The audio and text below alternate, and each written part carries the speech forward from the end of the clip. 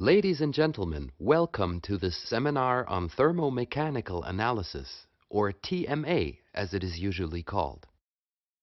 TMA is an important technique in thermal analysis. A TMA instrument is used to study the dimensional changes of a material as a function of temperature or time. In this seminar, I would like to explain the basic principles of thermomechanical analysis and at the same time introduce two high-performance TMA instruments.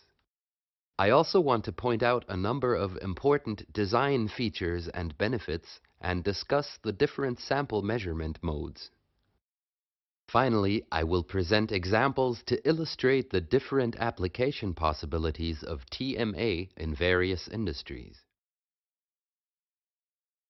The picture on the left of the slide shows a section of railway track. Between winter and summer, or even night and day in some places, the temperature can change by as much as 80 degrees Celsius. A temperature increase of this magnitude will cause a 50-meter section of steel track to expand by 6.5 centimeters. Sufficient space must therefore be left between the sections of railway track in order to prevent buckling. In practice, many modern materials are subject to a wide temperature range during use. This means that expansion and contraction always has to be taken into account, for example in the design of composite materials. Thermomechanical analysis is used to characterize expansion and contraction behavior and to determine the coefficient of thermal expansion, or CTE, as it is called for short. Depending on the measurement mode used, TMA allows you to measure thermal expansion and shrinkage behavior, softening, and changes in mechanical properties of materials induced by physical or chemical transitions such as the glass transition, crystallization, melting, and curing. The TMA curves in the diagram on the right show the measurement of a polyethylene terephthalate or PET disc in the dilatometry mode. The upper curve shows the thickness of the sample as a function of temperature, and the lower curve the calculated CTE curve.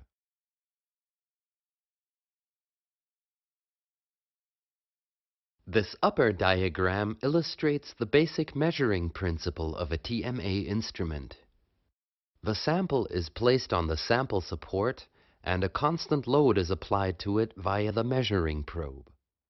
The probe remains in contact with the sample and moves upward or downward as the sample length, in this case the sample thickness, changes with temperature. The displacement of the probe is measured by means of a linear variable differential transformer or LVDT sensor connected to the other end of the probe. The sample setup and applied load vary depending on the measurement mode and the information required. This will be discussed in more detail later in the seminar. The bottom right diagram shows a typical TMA dilatometry curve.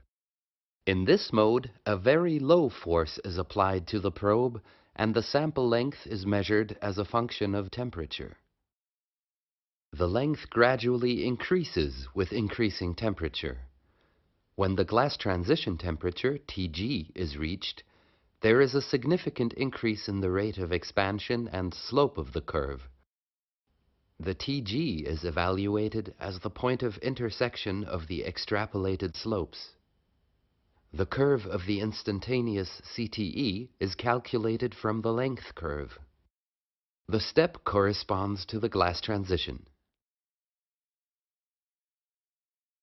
This slide shows a schematic diagram of two modern thermomechanical analyzers, the Mettler-Toledo TMA SDTA 840 and TMA SDTA 841E. The sample support and probe are made of quartz glass, which has a very low coefficient of linear thermal expansion in the temperature range up to 1100 degrees Celsius. The probe is parallel guided and moves freely on frictionless bearings in a vertical direction and precisely follows the dimensional changes of the sample. The desired load on the probe is produced by a force generator. An electromagnetic linear motor counteracts the weight of the moving parts and ensures that the probe transfers the desired force to the sample. The force used is typically in the range of 0 to 1 Newton.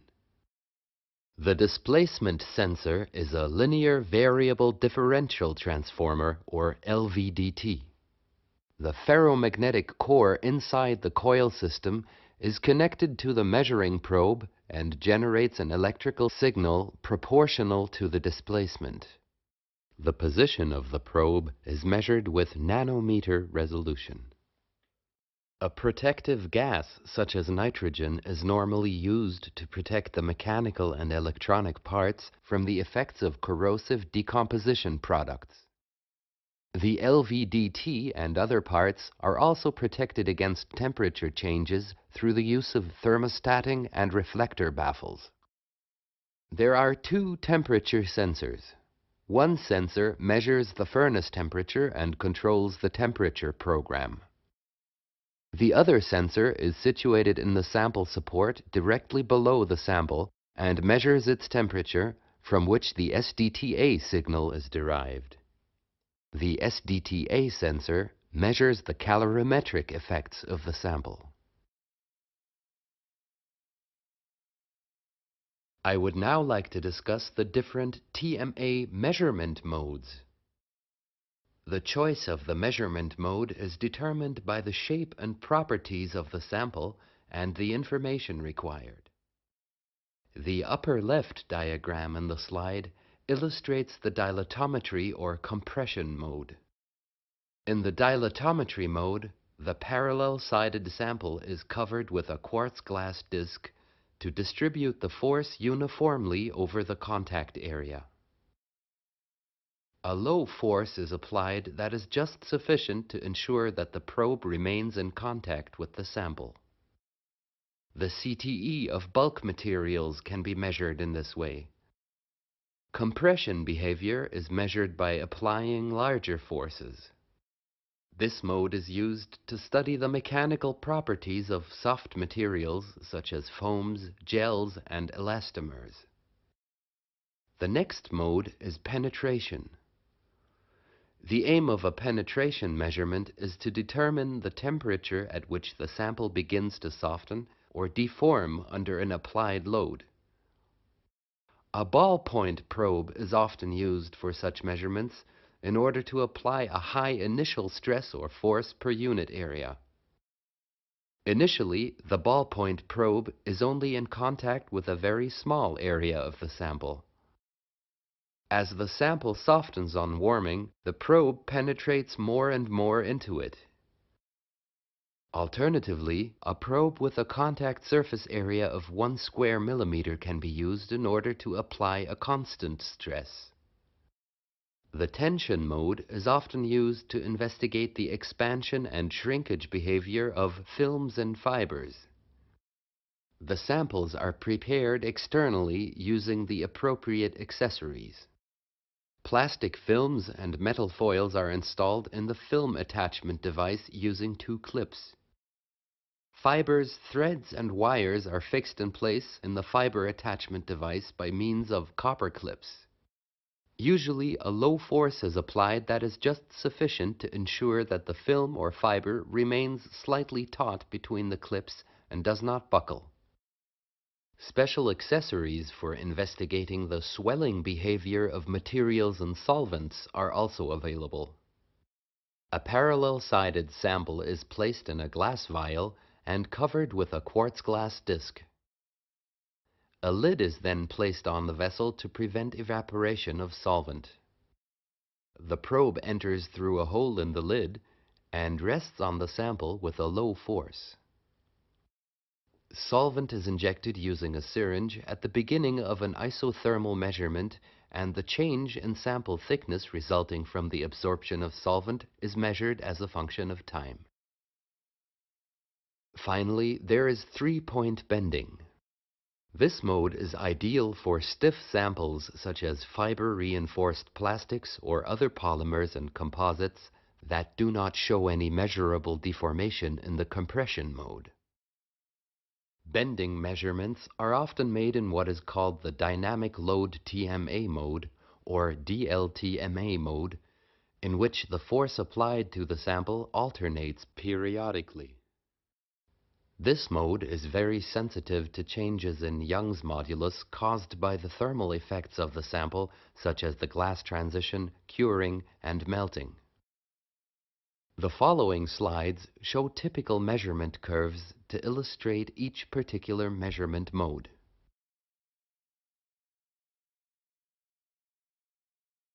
The first slide shows the TMA measurement of a 0.5 mm disc of amorphous PET in the dilatometry mode. The curve in the upper diagram records the thickness of the sample with increasing temperature. The sample first expands slowly up to the glass transition. The expansion rate then increases significantly on further heating due to the increased mobility of the molecules in the liquid state. Afterwards, softening and cold crystallization processes occur and the sample shrinks. After crystallite formation, the sample expands again above 150 degrees before it finally melts. Melting is accompanied by a drastic decrease in viscosity and thickness. The lower curve shows the coefficient of thermal expansion, CTE, as a function of temperature. This is calculated from the thickness curve and the initial sample thickness. The CTE curve typically exhibits a step increase at the glass transition. The information can also be presented in the form of a table. The penetration measurements were performed with the same PET disc used in the previous slide. The results yield information about softening behavior and softening temperatures. The two curves were measured using loads of 0.1 and 0.5 newtons. The depth of penetration is influenced by the applied force and the sample geometry. At low temperatures, the probe penetrates very slowly into the sample until the glass transition is reached, which is indicated by a step-like decrease in the ordinate signal. The ordinate signal decreases during cold crystallization and remains more or less constant thereafter. A further penetration step occurs at higher temperature when the sample melts. This slide shows the measurement of a PET fiber in tension. Below about 75 degrees Celsius, the fiber is in the glassy state and is dimensionally stable. Afterwards, the sample starts to shrink due to the increased mobility of the molecules. The orientation of the molecules produced in the stretching process during the manufacture of the fiber is gradually destroyed. The rate of shrinkage increases as the melting temperature is approached. The minimum length is reached at about 255 degrees. Afterward, the viscosity of the sample decreases dramatically and the sample starts to flow. The curve in the diagram shows the swelling of an elastomer in toluene. The sample was allowed to equilibrate for 2 minutes at 30 degrees Celsius and the initial thickness was measured. The furnace was then opened briefly and the glass vessel filled with toluene at the same temperature using a syringe. The probe measures the increase in thickness of the sample on swelling due to the absorption of the solvent. As can be seen, it swells by about 30% in the first 10 minutes. As mentioned previously, bending measurements are often performed in the dynamic load TMA or DLTMA mode. In this mode, the load applied to the sample alternates periodically between a small force, F1, and a large force, F2, as shown in the upper diagram. In practice, a period of about 12 seconds is often used. This is in contrast to a normal TMA measurement in which the load remains constant. The displacement or bending of the sample varies as the force changes. The blue curve in the lower diagram shows the response of an ideal elastic sample, such as a steel spring, which deforms without delay under changing load. In contrast, viscoelastic materials, such as polymers, exhibit a significant time dependence due to molecular rearrangement during the relaxation processes. DLTMA measurements allow the Young's modulus of the sample to be determined, which is basically the ratio of stress to strain. In the compression mode, stress is the difference between the two forces, delta F, divided by the area under stress. The strain is delta L, the deformation caused by delta F, divided by the initial sample thickness. After rearrangement, we see that the modulus can be determined from the applied force and the measured displacement amplitudes and sample geometry. The DLTMA mode can be applied to all measurement modes, that is, to compression, tension, and bending. It is very sensitive to changes in the modulus of materials and is therefore an excellent technique for studying weak chemical and physical transitions. DLTMA is in fact ideal for the determination of the modulus of soft materials. However, for the measurement of a wide stiffness range, we recommend dynamic mechanical analysis using the Mettler-Toledo DMA SDTA 861E.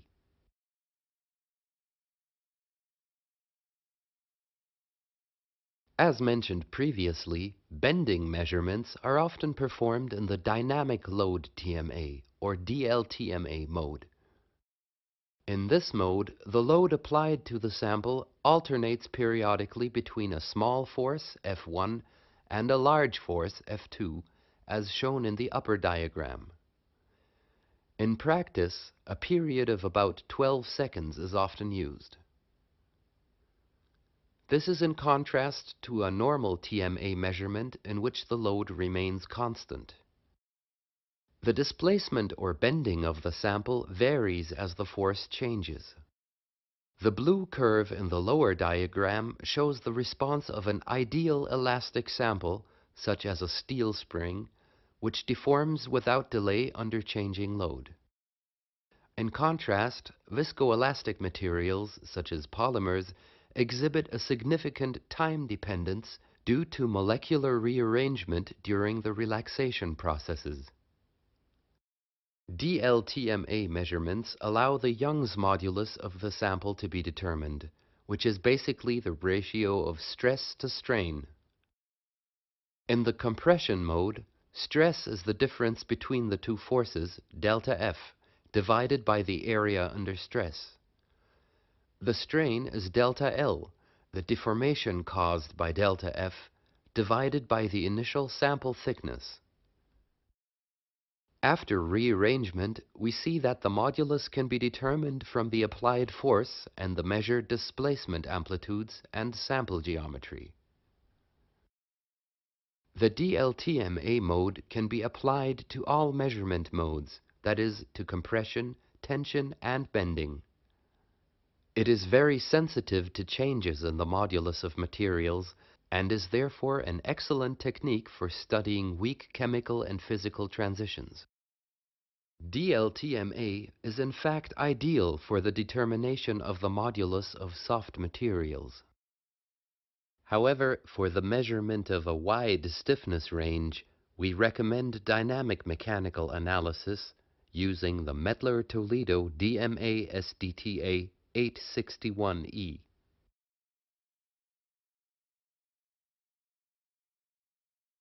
I would now like to summarize the main reasons for using TMA.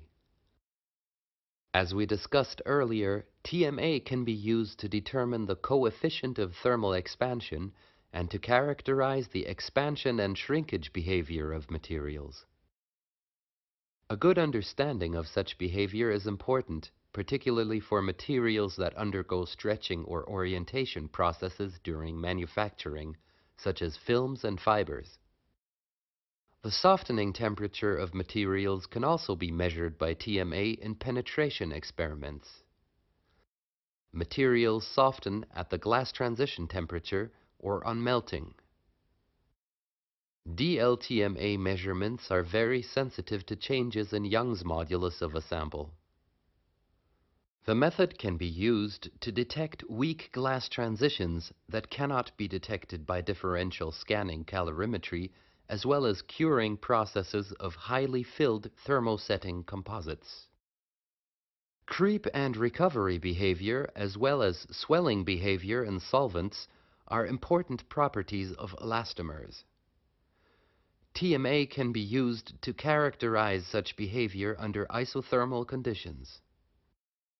In principle, any chemical or physical transitions that cause dimensional changes can be measured by TMA. For example, the delamination and decomposition of printed circuit boards is a typical TMA application. The next slide presents an overview of the possible applications of TMA in various industries.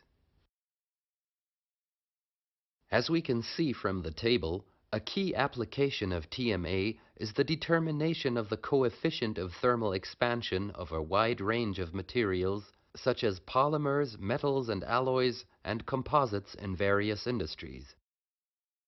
For example, in the electronics industry, the determination of the CTE, glass transition temperature, and delamination of printed circuit boards by TMA is the standard test. TMA can also be used to determine the softening temperatures of coatings, lacquers, and adhesives to check that curing is sufficient. In the textile and packaging industries, TMA is often used to characterize the expansion and shrinkage behavior of films and fibers. Creep and recovery of elastomers for sealing applications is also an important application. In universities and academia, dimensional changes of materials are investigated under the most varied experimental conditions. In the following slides, I would like to present several different application examples that demonstrate the analytical power and versatility of the TMA technique.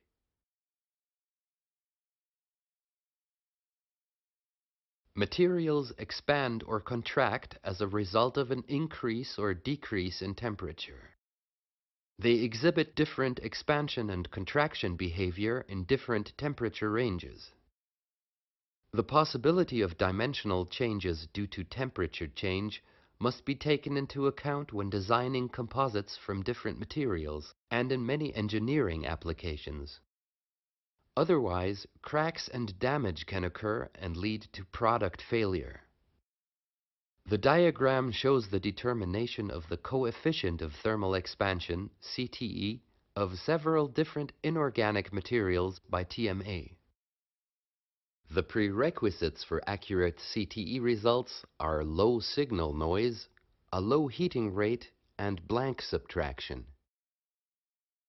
Materials with non-uniform thermal expansion are of special interest.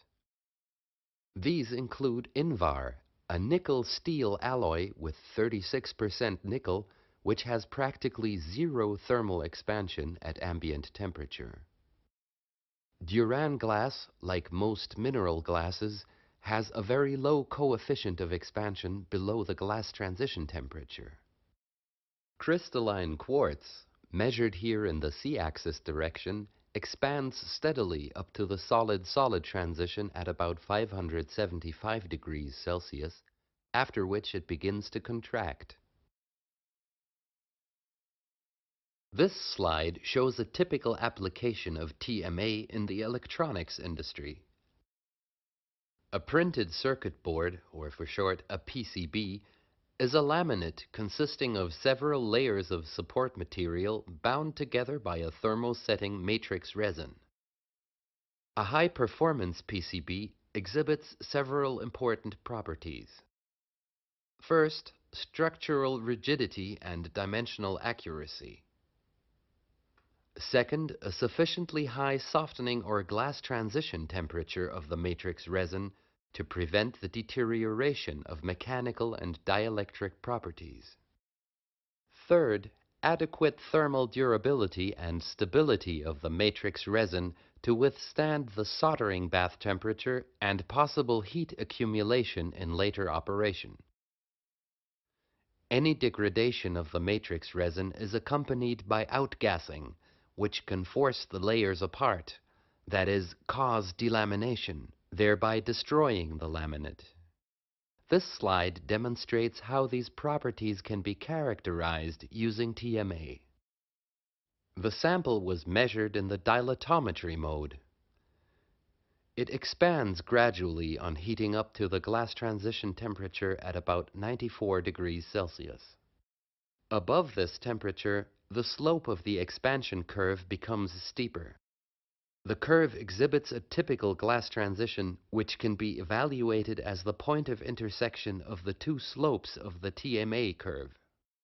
The CTE curve shows a step increase from approximately 80 parts per million per degree to 320 parts per million per degree.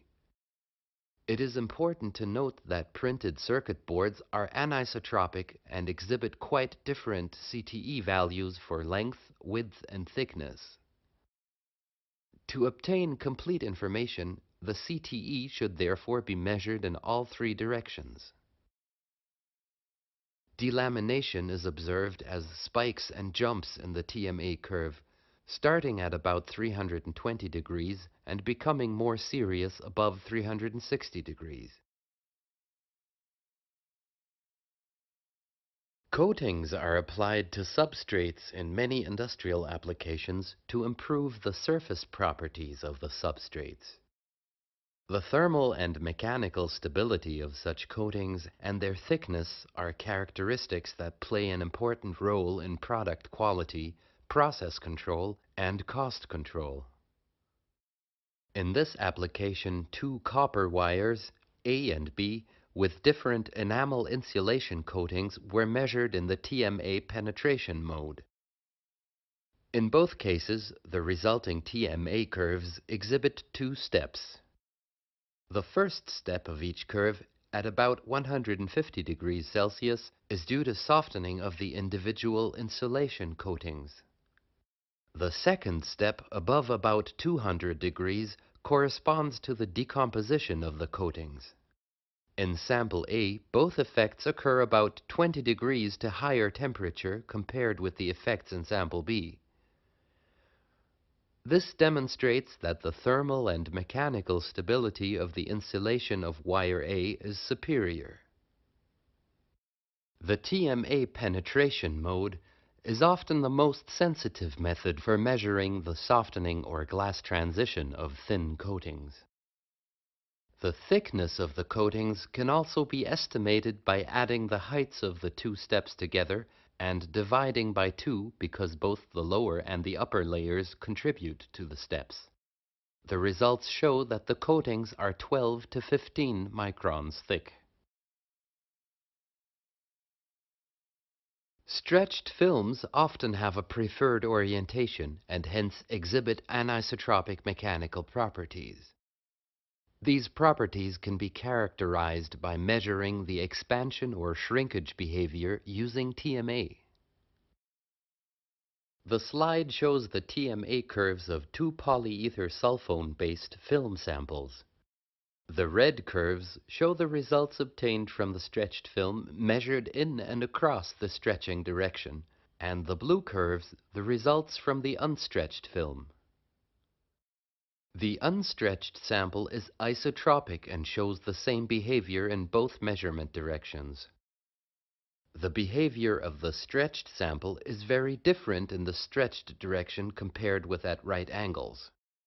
In the stretched direction, the film shrinks from about 100 degrees Celsius onward, whereas across the stretched direction, the length of the film increases with increasing temperature. Several thermal analysis techniques can be used to characterize the curing behavior of thermosets. Differential scanning calorimetry, or DSC, is the technique normally used to follow the cross-linking process by measuring the heat evolved in the reaction. The DSC method cannot, however, determine the increase of the viscosity or the modulus of elasticity during curing. A TMA bending measurement is a good choice to correlate both effects. This application shows how TMA and the simultaneous DTA function, SDTA, have been combined in the TMA SDTA 840. The sample used in this application was a razor blade with a 0.3 mm layer of freshly mixed epoxy adhesive coated on its underside. The measurement was performed at a heating rate of 5 degrees per minute using an alternating load of 0.02 and 0.04 newtons. The upper diagram shows the DLTMA and the SDTA measurement curves. At temperatures below 90 degrees Celsius, the liquid adhesive has little influence on the deformation of the razor blade. As the adhesive cures and hardens, deformation of the razor blade becomes more restricted and decreases significantly. The Young's modulus curve in the lower diagram shows clearly how the modulus increases during the curing process. The curing reaction produces an exothermic peak between 50 and 150 degrees Celsius on the SDTA curve. Integration of the peak results in the conversion curve shown in blue. The vertical black dotted line at 65% conversion corresponds roughly to the gelation of the adhesive. It also intersects the green Young's modulus curve at 2/3 of its change. The same instrumental setup also allows the glass transition temperature of the cured resin to be determined in a second heating run. An adhesive is initially in the liquid state. During isothermal curing, the viscosity of the thermosetting resin increases with increasing conversion, and the resin undergoes cross-linking to form a solid. From the technical point of view, the gel point during the curing process is of major interest because it is the point at which the adhesive becomes attached to the structure involved.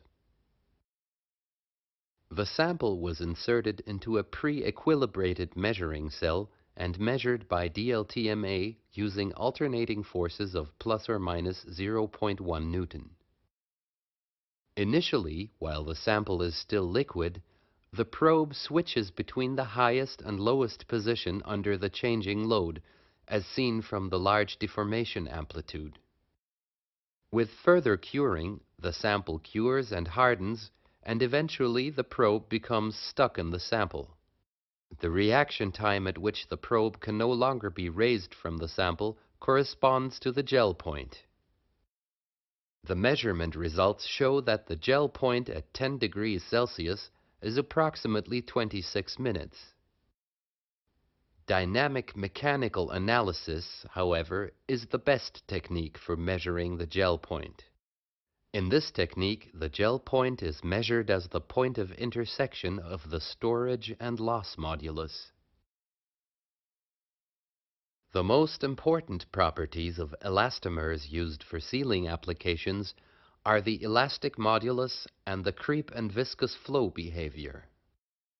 Creep refers to the time and temperature-dependent elastic and plastic deformation of a material when it is subjected to a load or stress.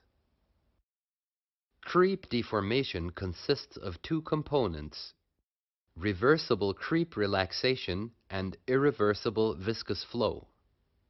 The former deformation is restored over time when the stress is reduced or removed.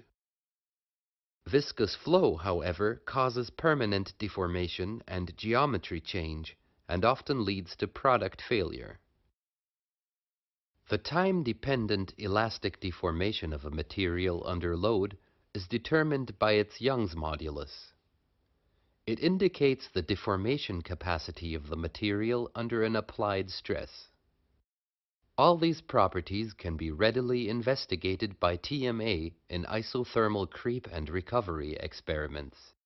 In such experiments, the sample is maintained isothermally at a specified temperature, a force is applied and held constant for a certain period, and then quickly removed.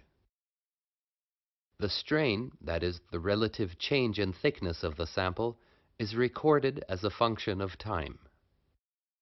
In this application, styrene butadiene rubbers with different degrees of vulcanization were investigated at 30 degrees Celsius. The unvulcanized SBR0 sample shows the largest elastic deformation as marked by the black arrow on the left of the diagram. With increasing degree of vulcanization, the deformation of the vulcanized SBR samples 1 to 3 gradually decreases and the elastic modulus increases. SBR0 also exhibits the largest degree of viscoelastic relaxation, while in contrast the relaxation of the cross-linked SBR samples is much less pronounced. Furthermore, the SBR0 sample has the largest irreversible deformation component. This is shown by the black arrow on the right of the diagram. The creep recovery segment, however, would have to be appreciably longer to observe the complete recovery. The SBR1 and SBR2 samples still show a certain amount of viscous flow, whereas in the SBR3 sample, this deformation component is practically no longer observed due to the high degree of cross-linking. The results show that increasing the degree of cross-linking of elastomers by vulcanization is an effective way to increase the elastic modulus and reduce the undesired viscous flow for sealing applications. The swelling behavior of elastomers in different solvents is often of interest for their practical use later on. In this application, the swelling behavior of 4 technical elastomers in toluene was studied at room temperature. MQ is a methyl silicone elastomer. EPDM, an ethylene propylene diene terpolymer. NBR, an acrylonitrile butadiene elastomer. And FPM, a fluoroelastomer. The diagram displays the normalized TMA curves as a function of time. FPM swells only by about 2% in toluene. The material clearly is very resistant to toluene. It can be used, for example, as a sealing ring in this solvent. The situation is very different with the other elastomers, in particular the silicone rubber, which swells by more than 35%.